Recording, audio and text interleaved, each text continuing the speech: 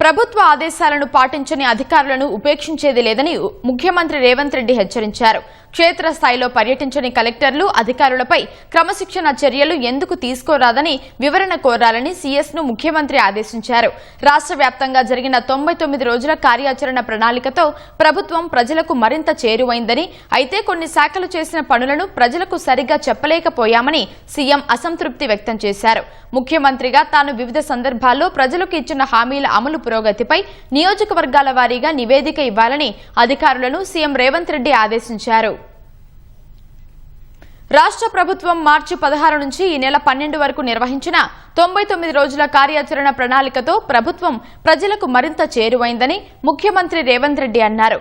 ప్రజాపాలన ప్రగతి ప్రణాళిక కార్యక్రమాలపై సచివాలయంలో సమీక్ష నిర్వహించిన ముఖ్యమంత్రి విభాగాల వారీగా చేపట్టిన కార్యక్రమాలు, వచ్చిన ఫలితాలను ఆయా శాఖాధిపతులను అడిగి తెలుసుకున్నారు.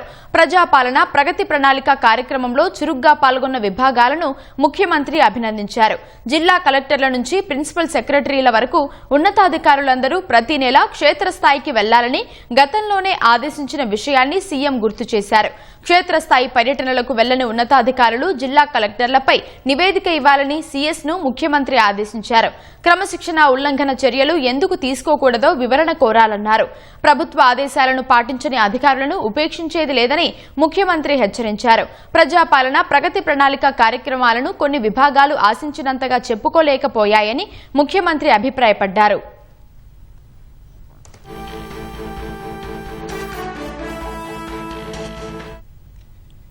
అన్ని శాఖలు తాము నిర్వహించిన కార్యక్రమాలకు తగినంత ప్రచారం కల్పించాలని, సంబంధిత విభాగాల ఉన్నతాధికారులు ఆ బాధ్యతలు తీసుకోవాలని ఆదేశించారు. మీడియా, డిజిటల్ మీడియా ద్వారా ఎప్పటికప్పుడు ప్రజలకు తాము చేసిన మంచి పనులు చెప్పుకోవాలని అధికారులకు సీఎం తెలిపారు. వివిధ స్థాయిల్లో జరిగిన కార్యక్రమాల్లో ప్రజాప్రతినిధులు ప్రజల నుంచి వచ్చిన ఫీడ్బ్యాక్ నమోదు చేయాలని, గ్రామాల్లో వచ్చిన సమస్యలను ఆయా శాఖలు వెంటనే పరిష్కరించాలని ముఖ్యమంత్రి ఆదేశించారు. 3 నెలల్లో జరిగిన అభివృద్ధి పనులు, శంకుస్థాపనలు, ఆస్తుల వివరాలన్నీ నమోదు చేయాలని చెప్పారు.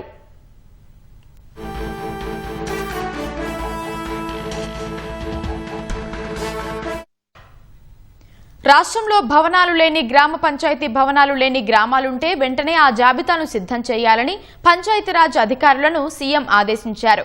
లేని చోట కొత్తగా గ్రామ పంచాయతీ భవనాలు నిర్మించేందుకు కార్యాచరణ సిద్ధం చేసుకోవాలన్నారు. అన్ని పాఠశాలల భవనాలపై సోలార్ పవర్ ప్లాంట్లు ఏర్పాటు చేయాలని చెప్పారు. విద్య, వైద్య విభాగాల్లో అన్ని స్థాయిల్లో ఫేషియల్ రికగ్నిషన్ విధానం అమలు చేయాలని ముఖ్యమంత్రి స్పష్టం చేశారు. జిల్లాల వారీగా ప్రజాపాలన ప్రగతి ప్రణాళికపై సమీక్ష జరపాలని ముఖ్యమంత్రి ఆదేశించారు. జిల్లాల వారీగా ప్రగతి నివేదికలను విడుదల చేయాలని చెప్పారు.